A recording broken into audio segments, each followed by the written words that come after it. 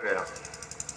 कोई भी आपदा, कोई मुसीबत, कोई समाज के ऊपर आने वाला कष्ट, उसमें सबसे पहले पहुंचकर संघ अपनी भूमिका निभाता और वहां से वापस होता।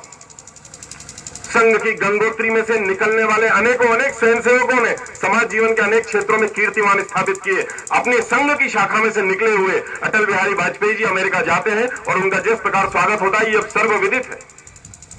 भारतीयता का डंका बजाने वाले संघ के स्वयंसेवक प्रचारक रहे हुए नरेंद्र भाई आज अमेरिका में जाकर जिस प्रकार से कीर्तिमान स्थापित करके आए हैं, यह सबके लिए गर्व का विषय है। अपने स्वयंसेवक, सरकारों से समाज नहीं बदलते, परंतु सरकार के केंद्र में बैठे हुए जो प्रधानमंत्री हैं, संघ को उनके ऊपर पूर्ण विश्वास है, पूर्ण विश्वास है। परंतु यह सफलता यूं ही नहीं मिली है। इस सफलता को प्राप्त करने के लिए प्रतिदिन 1 घंटा दो, ऐसा आह्वान करने वाले परम पूज्य डॉक्टर केशव बलिराम हेडगेवार जी ने ऐसी अभिनव पद्धति सामने रखी जो आगे चलकर रामबाण सिद्ध हुई। हम शाखा कहते हैं जिसको। डॉक्टर जी के जीवन की विलक्षणता को समझना उसके लिए ही संभव है जो समाज जीवन के किसी न किसी काम में सक्रिय है।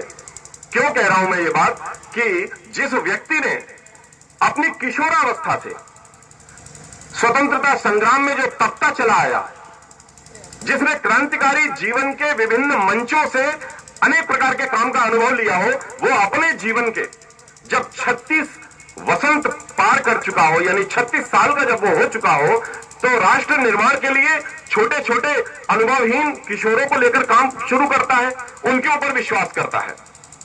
यह बात हमारे लिए विस्मयकारी हो सकती है। क्यों? क्योंकि बचपन से ही उग्र देशभक्त डॉक्टर हेडगेवार जी जब राष्ट्र निर्माण के लिए राष्ट्रीय चरित्र से संपन्न सामर्थ्यशाली युवकों की टोली तैयार करना चाहते थे, उस समय जिन गुणों की आवश्यकता थी वो थी एक मां का हृदय, एक वृद्ध पिता की परिपक्वता और हमेशा युवा रहने वाला मन।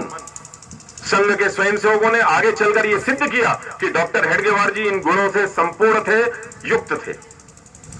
स्वामी विवेकानंद के बारे में कहा जाता था मित्रों कि जब वे युवा थे और अनुभवहीन सन्यासी की तरह पूरे भारत में यूं ही भ्रमण करते रहते थे,